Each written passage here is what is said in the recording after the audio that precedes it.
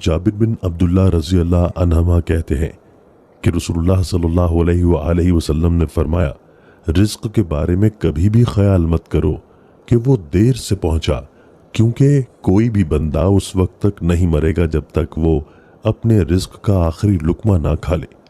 इसलिए मांगने में अच्छा तरीका इख्तियार करो, हलाल लो, हराम छोड़ दो। हज़रत अनस बिन मालिक रज़ी अल्लाह अन्हो से मरवी है कि रसूलुल्लाह सल्लल्लाहु अलैहि वसल्लम ने फरमाया, किसी शख्स के अमल को देखकर खुश ना हो जाओ जब तक तुम उसका खातिमा न देख लो, क्योंकि अमल करने वाला एक तवील अरसे तक नेक अमल करता रहता है कि अगर इसी अमल पर मर जाए तो जन्नत में दाखिल हो जाए, फिर अचानक वो बुरे अमल करना शुरू कर देता है। और कोई शख्स तवील अरसा बुरे अमल करता रहता है कि अगर इसी अमल पर मर जाए तो जहन्नम में दाखिल हो जाए, फिर अचानक वो नेक अमल शुरू कर देता है।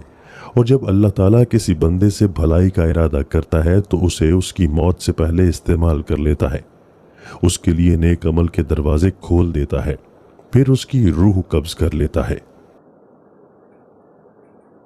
उम्मीद करता हूँ कि आपको वीडियो पसंद आई होगी।